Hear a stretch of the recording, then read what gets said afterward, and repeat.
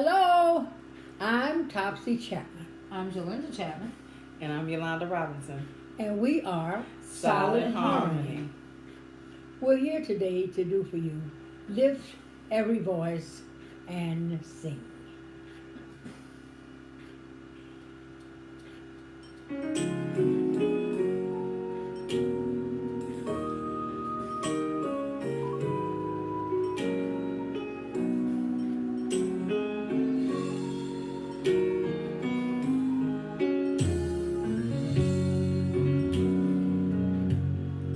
Lift every voice and sing till earth and heaven ring. Ring with the harmonies of liberty. Let our rejoicing rise high as the listening skies. Let it resound loud as the rolling sea. Sing a song full of the faith that the dark past has taught us.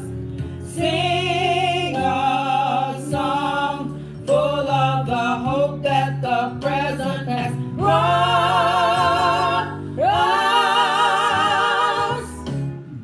Facing the rising sun of our new day begun. Let us march on till victory is won.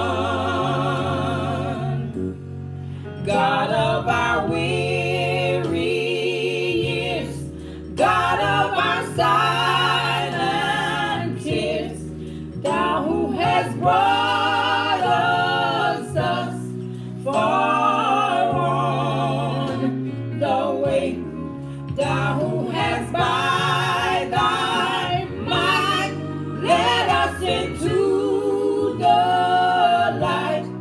Keep us forever in the path we pray.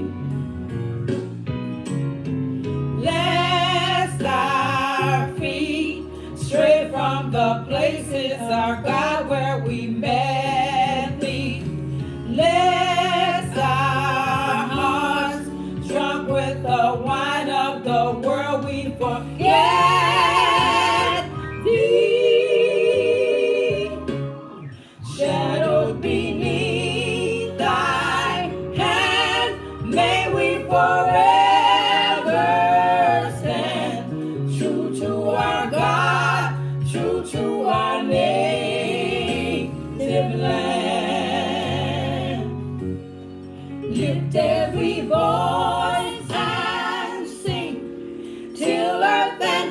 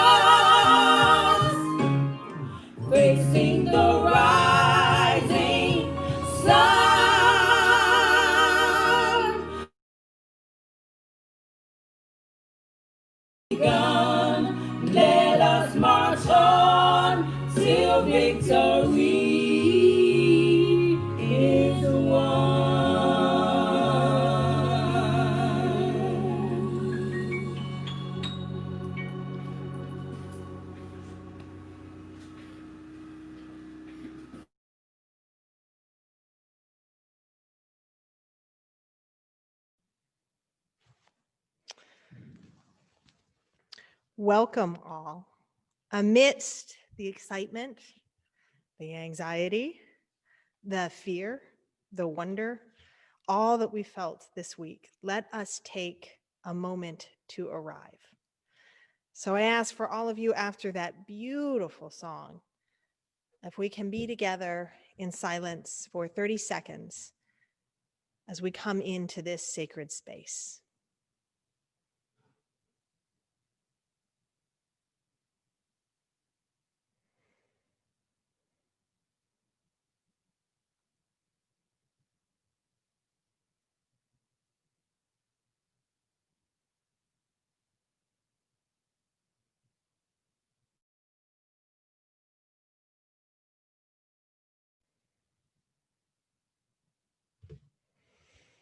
So welcome to your community church Unitarian Universalist. I am your minister, Reverend Darcy Roque, and it is a joy to be with you virtually today. So who are we as community church? We are a progressive, open-minded, and inclusive religious community. We welcome all who are on a spiritual search for truth and meaning. Ours is a faith in action as we do the work of social justice and elevate compassion in our quest to live ethically, recognizing the inherent worth and dignity of every human being. Hopefully, many of you have been receiving our newsletter with our announcements for the week. They were also at the beginning of our service. And so please do get involved in all of the different ways, from our virtual porch sits to our social hours, to our social justice work, to our pageant that we will be filming next week for next month, to all the ways that we come together. A particular way that we are coming together in the fall is that we do not do this work alone at all. And it takes all of us as Community Church Unitarian Universalist. It takes our time, it takes our talent, of which we have many, and it takes our treasure. We are a self-sustaining congregation, and it is your offerings and also your pledges that help make this community continue to grow. Not only help us grow spiritually within these four walls and online, but also grow out in the world. And not only our outreach to help more people find Unitarian Universalism, but also using our values to help support others make this a better world, regardless of their faith. And so with that, I would now like to introduce Sean Lote, a wonderful member of our community church community, to talk about why he gives to Community Church Unitarian Universalist. Take it away, Sean. This is Sean Lote. I support CCUU because it provides a welcoming community for all. I recently celebrated my 1-year anniversary of membership in CCUU, and I can absolutely say that among the many churches I've attended and belong to, it's one of the most welcoming and places where I feel most at home I've ever been. I support CCUU because it doesn't require me to believe any one thing or to promote a set of dogma outside of the church's commitment to promoting ethical living and realizing the inherent worth of all beings. One thing in particular I love about CCUU is its emphasis on the motto, deeds before creeds. I believe this motto is important because in many walks of life, what we do is, in fact, more important than what we believe or what we say we believe. And finally, I would like to say I support CCUU because I believe it's important for institutions such as CCUU to exist. In fractured times like these, I believe that CCUU is such a place that can enrich the life and the mind of the community.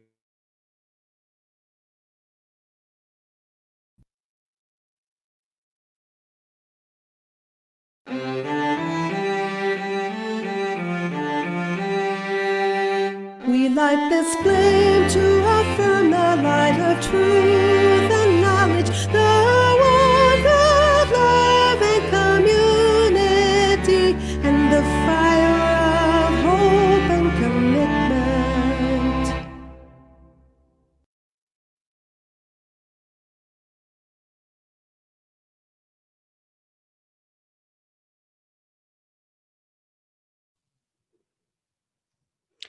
Greetings, everybody, on this most glorious day. I'm going to have a reading for you today. It's called The Turtle and the Voice of God. Once upon a time, nearly 200 years ago, there lived a boy named Theodore Parker. He lived on a farm in the state of Massachusetts with his mother and his father and his 10 older brothers and sisters. In the summer of 1814, when Theodore was almost, but not quite 4 years old, he was finally old enough to go with his father for walks around the farm. Theodore walked proudly next to his father, taking extra long strides to keep up. They walked by the chicken coop, where the black and white speckled hens scratched all day in the dirt with their strong toes, and the rooster would cry, "Cock-a-doodle-doo," when he saw Theodore and his father go by. They walked by the barn where the cows live, and the calves would stop eating to stare at them with their big brown eyes. They walked by the pond where the dragonflies darted, and the frogs would leap kerplunk, kerplash into the water. They walked by the fields where the corn grew tall, and the wind fluttered the tassels of the corn silks way up high. They walked by the pasture where the sheep grazed, and the ewes would call out, "Baa," as Theodore and his father went by. They walked all the way around the farm every day, with Theodore walking a little farther and a little faster every day. Now, one day, Theodore's father stopped to look at one of the sheep. He kept looking for a long time. Theodore was bored, so Theodore put stones into little piles, but when he was done, his father was still looking at the sheep. Then Theodore was very bored, so he climbed on a rock and jumped off, and he did it over and over again. But when he was done, his father was still looking at that sheep. Now, Theodore was very, very bored, and he picked up a stick and drew lines in the dirt. But when he was done, his father was looking at a different sheep. "Father," Theodore asked, "may I please go home?" His father looked at him and looked at him some more, and Theodore tried to stand up really tall because he was almost, even if not quite, 4 years old. "It's a long way back to home," his father told him. "I won't get tired," Theodore promised. "It's a crooked path in some of the places," his father warned. "I know the way," Theodore said, standing up even taller. "Well then," his father replied, smiling a little, off you go." So Theodore went walking with his stick in his hand. He walked by the pasture where the sheep was grazing, and the lambs called out, "Baa," as Theodore went by. He walked by the fields where the corn grew tall, and the wind fluttered the tassels of corn silk way up high. He walked by the pond where the dragonflies darted, and the frogs went leaping, kerplunk, kersplash, into the water. But then Theodore stopped and turned around and went back. He had seen something different today. There on a rock on the edge of the pond lay a little striped turtle, enjoying the sunshine and the fine summer day. Theodore crept closer and closer, and with his stick lifted high in his hand, he had seen other boys hit animals, squirrels, lizards, and birds. Theodore had always been too little and too slow to hit anything. But this turtle was too slow to get away. Theodore lifted his stick as high as he could, and he started to swing. "It is wrong," boomed a voice strong and clear, and Theodore stopped, frozen, and his stick up in the air. "Wrong," said the voice once more. Theodore looked around. It wasn't his father's voice. It wasn't his mother's voice. It wasn't any of his 10 brothers and sisters. It wasn't the voice of a neighbor or even a friend. There was absolutely no one around. Theodore dropped the stick. The turtle crawled into the pool with a splosh and a ripple. and Theodore started to run. He ran past the barn where the cows lived, and all the cows stopped eating and stared at him and with their big brown eyes. He ran past the chicken coop where the rooster crowed every morning, and all the black and white speckled hens stopped scratching in the dirt to watch as he ran by. He ran all the way home, and he ran straight into his mother's arms. He told her about the sheep and the stick and the turtle, and then he told her about the voice. Who was that? Theodore wanted to know. Some call it your conscience, said his mother, but I call it the voice of God. It guides us through our lives and tells us right from wrong. If you listen and obey it, then it will speak clearer and clearer, like the tolling of a bell, no matter how old you are. Even when I'm 4, Theodore asked. His mother smiled. Even when you're 4. Even when I'm 5? Yes, even when you're 5 or 6 or even up to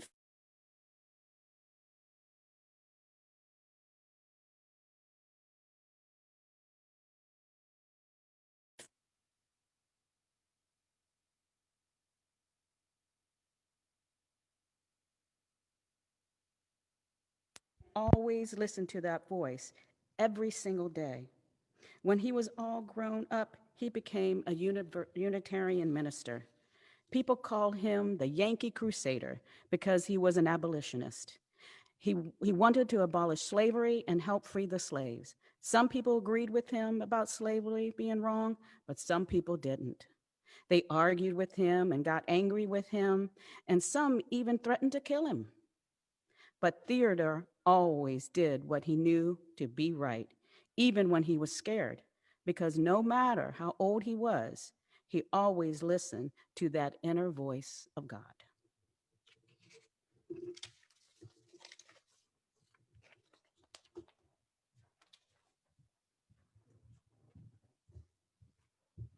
Good morning.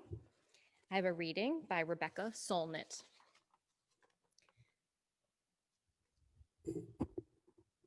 The tricky thing about hope is not to confuse it with optimism. Optimism is confidence that you know the future and it requires nothing of you. It's a mirror image of pessimism, which likewise assumes it knows the future, only pessimism's future is dismal and not up to us either. Hope is a sense of possibility within the uncertainty of a future that does not yet exist, but that we are making by our actions.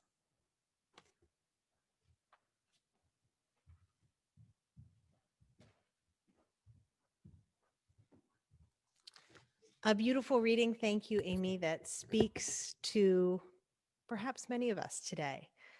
And so now is our time, our sacred time of joys and sorrows. I can't imagine what you all have to share today. Nothing happened this week, right? No, it is important that no matter what, each week we come together and virtually share our joys and our sorrows. And know that no matter what happens in world events or our nation's events, there's also individual joys and sorrows that carry us through the hardest of times, and also in even the most joyous times, weight us down. So please know that in this time, we are in space for the joys and the sorrows that we bring today. Please know that we love you. So speaking of that, as we listen to There Is More Love Somewhere, you will have the opportunity to write your joys and sorrows in the Zoom chat box to be read aloud after our musical moment.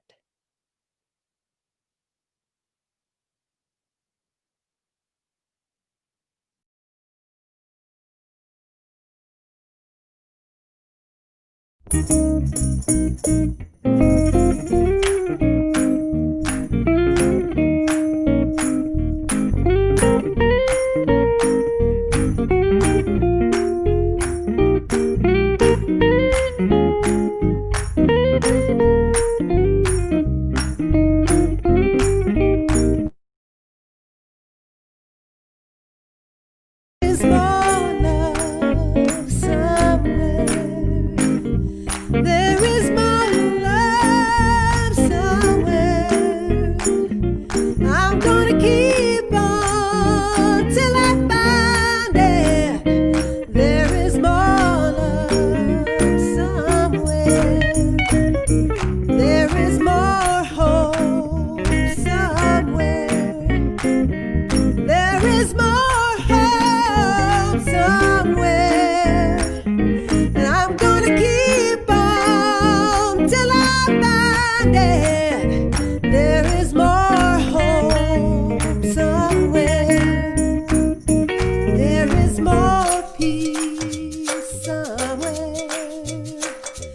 There is more peace somewhere. I'm gonna keep on till I find it. There is more peace somewhere. There is more joy somewhere. Well, there is more joy somewhere. I'm gonna keep on till I find it. There is more joy somewhere.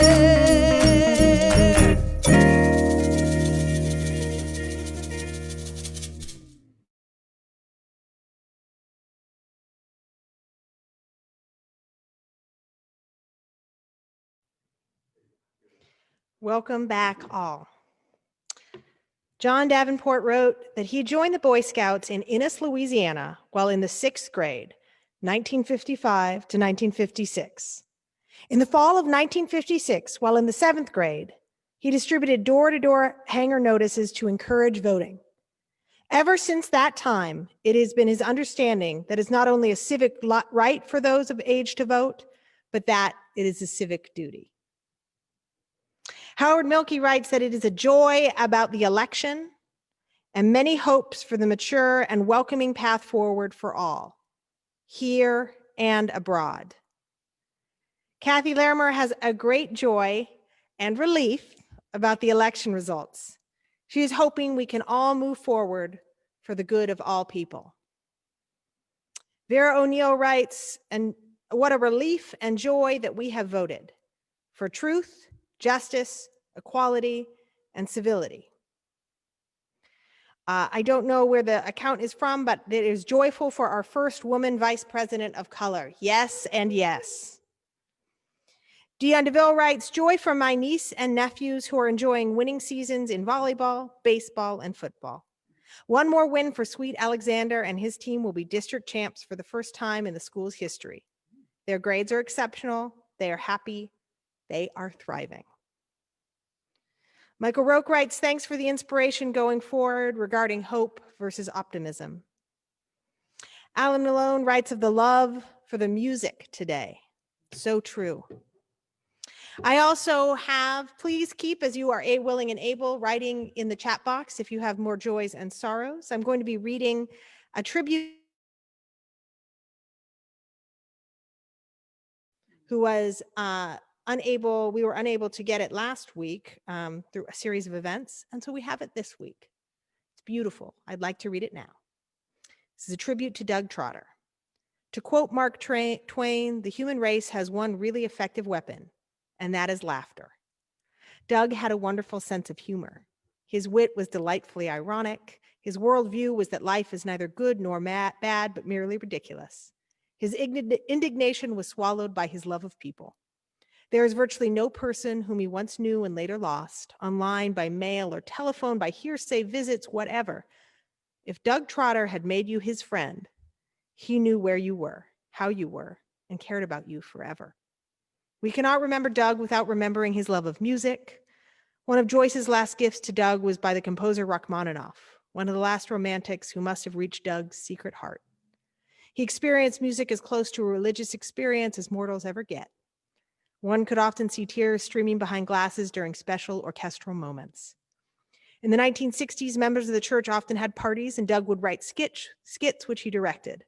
One performance was copied from the TV program Laugh-In. Another, celebrating the West Bank Fellowship, was A Funny Thing Happened on the Way to the Forum. His immersion in the person, the alter ego of Mark Twain, preserved Doug for his lifelong anger at the absence of an ordered, rational universe. His acting, the part of a curmudgeon, disguised the personal, seething emotion beneath. Then there are the memories of laughing so hard while listening to Doug perform as Mark Twain, dressed in a crisp white suit and holding a cigar. His voice, his timing, and his delivery were superb. To again quote Mark Twain, let us live so that when we come to die, even the undertaker will be sorry. And let us lift up too Mark Twain. This is a week and where his voice, hopefully, is heard across the generations. Will Hunn writes of mixed feelings this morning. joyful at Biden's win, but at the same time appalled at Trump's refusal to give a gracious concession speech, as well as the unlikelihood of his not attending the inauguration. However, should that turn out to be the case, I think I may have an apt solution. Simply place a 6'3" blow-up doll of Alfred E. Newman in his assigned seat. Correction, in the likelihood of his attending. You know, I think this was a perfect one after Mark Twain, right? We need some humor. Humor when the civility doesn't enter the space. Speaking of, let us take a deep breath and recognize this week. Recognize all the joys that have come forward, all the celebrations, all the love and ways that we are coming together. But let us too know that with joy, there always will come sorrow. There is healing, there is hurt. There are ways that we miss the mark as human beings each and every day. And there is sorrow in that. So let us light a candle for all the joys that we've yet to have that are coming our way, and all the sorrows that when they do come, we know we will be held. We love you. Amen. And with that, I have a prayer for us today. Lay It Down by Reverend Joan Javier Duval. Here is where you can lay it down. Lay down all that you have carried, the weight of the world that has rounded your back, leaving you aching and exhausted. Here is where the healing begins, where burdens are set down and alongside one another's, their magnitude does not seem as great. Here is where the door is thrown open and the light can lift away the shadows and what was hidden can now be seen. Here is where you can rest, where nothing is expected, but that you bring all of who you are into the presence of the holy and of this loving community. I'm going to ask Rochelle to come forward to do our offering today. Good morning. Community Church Unitarian Universalist is a self-sustaining congregation.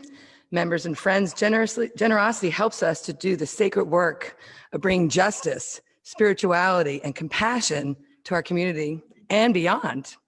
You can give online, by text, and in the mail. Check your chat box to see all the ways you can give, and remember to pledge today. And as you give, we will be listening to Standing on the Side of Love. Thank you.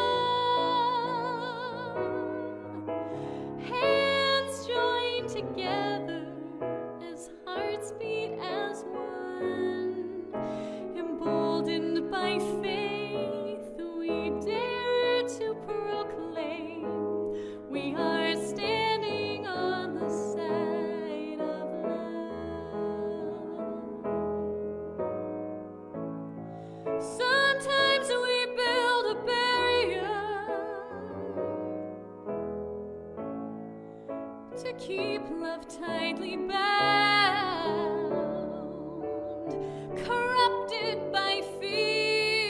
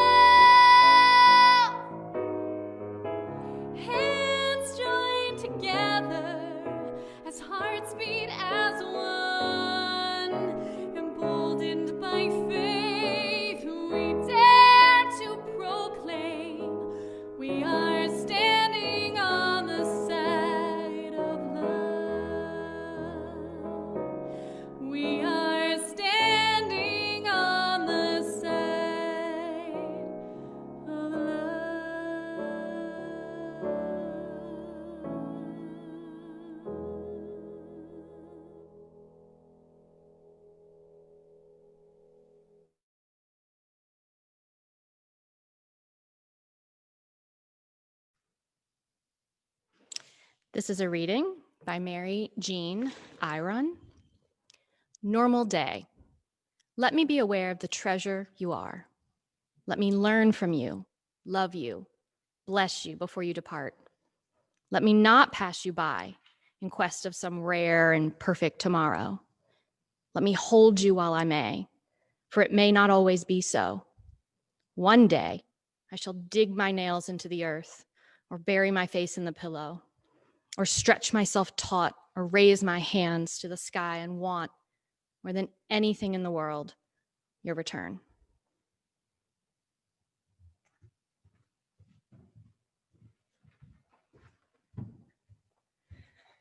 Thank you, Amy, for that reminder.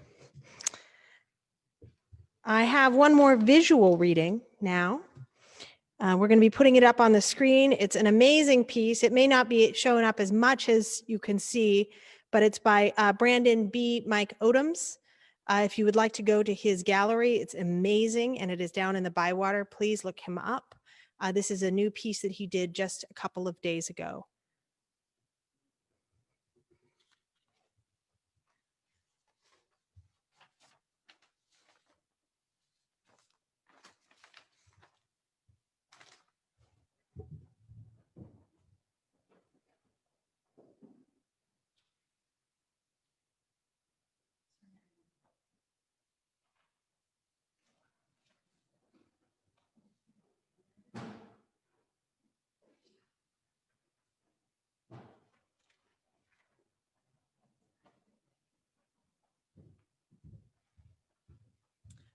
All right, all. Listen, can I tell you something? I lost my sermon for a moment. It has been a week. So, the piece by New Orleans artist B. Mike Odoms, illustrated with flicks of a spray paint can, the question that I think emerges for all of us now: what can we build on the ashes of a nightmare? Because not one of us can pretend that the last 4 years have not often been filled with nightmarish dread and anxiety and fear of what the country, our leader, what we might do next. From promoting violence against Black and Brown communities to detaining and separating children from their parents to election tampering, each day we awoke to a new nightmare. But you know what? I don't want to talk about him anymore. Soon I won't have to. But I am tired, elated and tired. Perhaps some of you have had a week like mine. Last minute get out the vote work, obsessive results checking, occasional maybe bouts of self-care, watching a bad movie to calm your nerves perhaps. Though I'd be surprised if any of you like me corpse. It's not even worth mentioning. I'm still tired today because it hasn't just been a long 4 days. It's been a long 4 years. And as Unitarian Universalists in this community church, I hope that today we take some rest. We take a walk. We let that feeling of a little bit less sorrow and anxiety in our stomachs sit there a while. We thank our family for bearing with us, our friends for supporting us, and the activists in our community for fighting for all of us. We stood up as a sanctuary church in support of undocumented immigrants in 2017 and have continued that work. We have had hard and necessary ongoing conversations and trainings and work around anti-racism. We have partnered and allied with directly impacted communities. We have faithfully followed our fifth principle of democratic process and gotten out the vote. And so many of us individually have thrown ourselves into sacred work, from reproductive to environmental to economic justice. We deserve to rest, but I don't want us to go to sleep. Several weeks ago, I preached about the Wide Awakes, a group of young activists who came out in raucous support for not only Abraham Lincoln's 1860 presidential campaign, but also for racial equity, economic justice, the vote for women, 1860. Their work and sacrifice, including being some of the first soldiers to fight for the Union in the Civil War, continued long after Election Day. These activists, many of whom were white, had been woken up to the reality that so many others already had of the moral depravity of slavery and the inequity of a system that failed to see over half of its population as worthy of a voice and a vote. And once they were wide awake, you couldn't tell them that the rights they demanded for all were out of reach or unimportant. You couldn't put them back to sleep. Over the last 4 years, we have seen things in our waking lives that we couldn't have imagined in a nightmare. Some of us have seen friends and loved ones turn toward fear, choosing demagoguery over empathy. We have seen our government use its enormous power to overturn norms, punish the very people it is supposed to represent, and reject science in the midst of a global pandemic. We have exposed a racist core in our country that will take generations to continue to reckon with. But we stopped a free fall into fascism. So after we rest, what can we build on the ashes of a nightmare? I oddly find that message hopeful. In the same way that writer Rebecca Solnit sees hope, not as optimistic false confidence, but as possibility within our present reality. The bad news is that we as a people have so much work to still do. The good news is that we Unitarian Universalists now better know the sacred work that we must continue to do for more justice, more equity and compassion in this world. And we've woken up and grown up. I know I've certainly aged to better see the work, not only out there, but in here too. Spiritual reckoning in ourselves, and also gratitude for the parts of our souls that we found and reclaimed. Last night, President-elect Joseph Biden spoke of the arc of the moral universe, echoing Dr. Martin Luther King Jr.'s brilliant words of the arc of the moral universe is long, but it bends towards justice.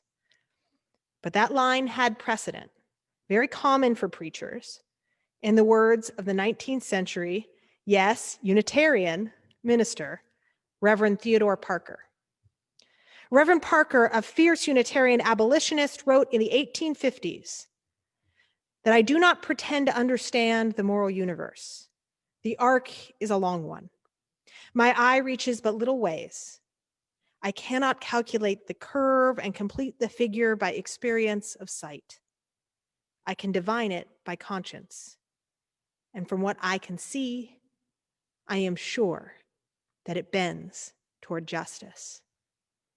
When taken only as a soundbite, which it was not last night, by the way, this positive outlook can become problematic theology, namely a progressive theological myth wherein equality for communities that have been traditionally denied equal rights and representation, people of color, the LGBT community, poor people, women, that their rights simply happen over time.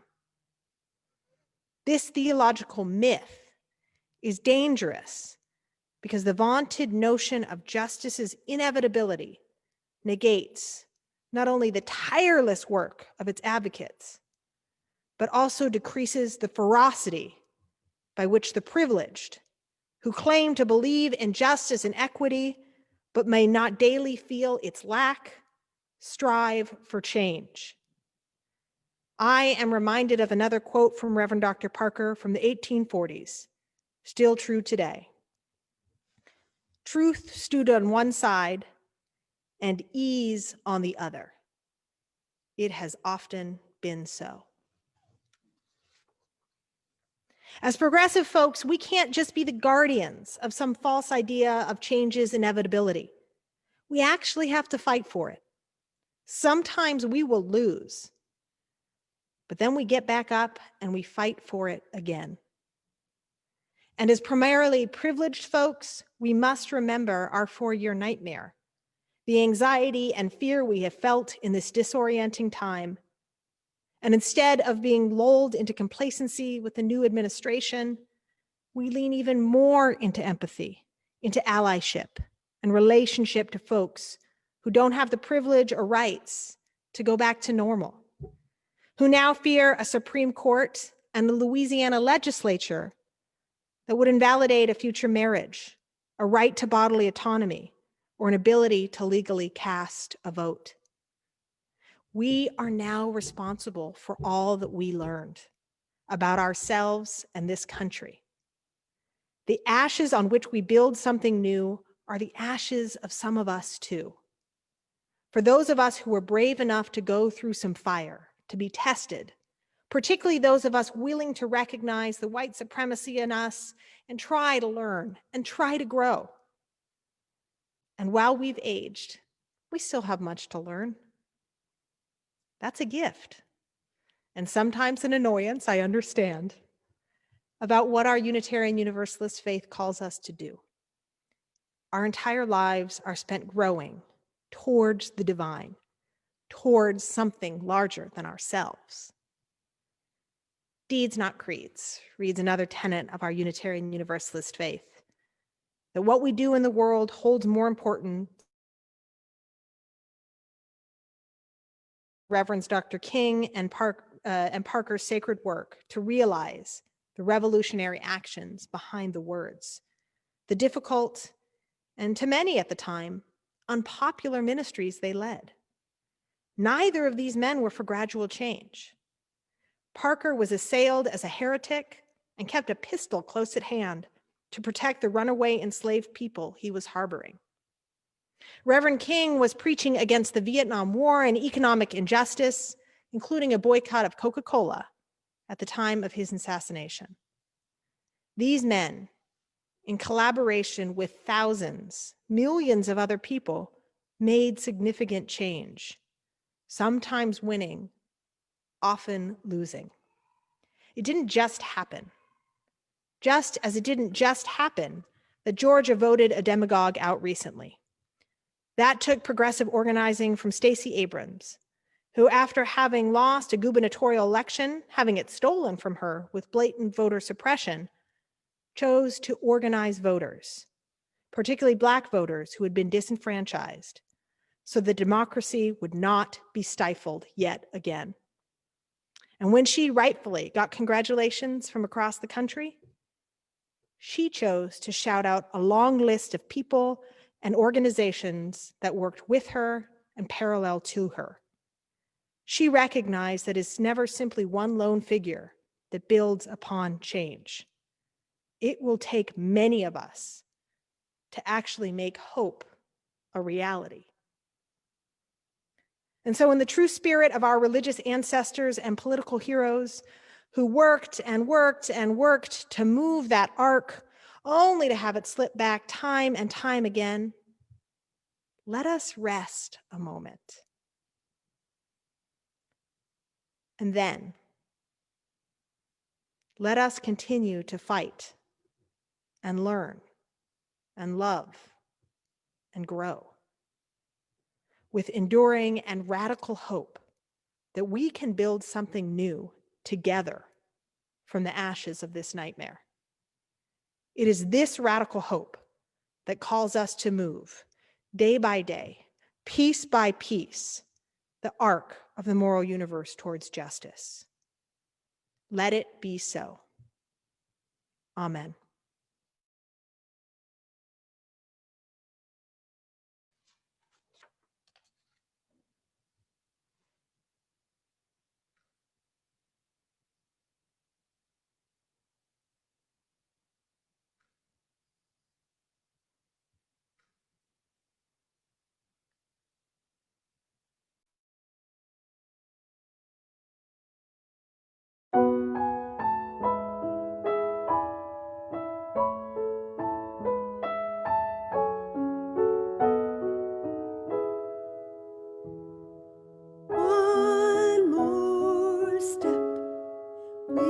take one more step till there is peace for us and everyone. We'll take one more step.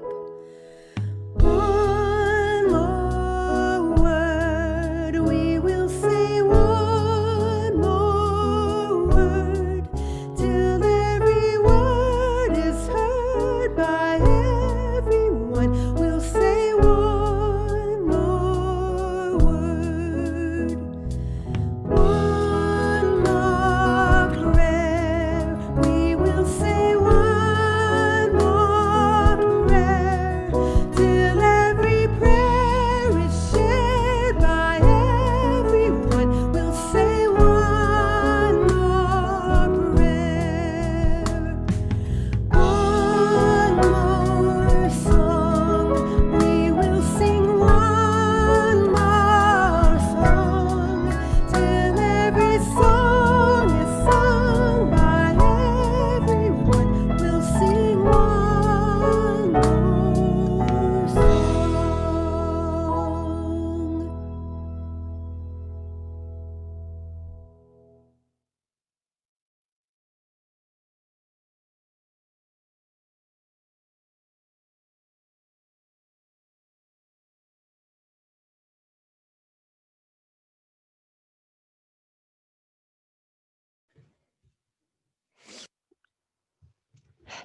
I believe that music can sometimes speak far greater than words.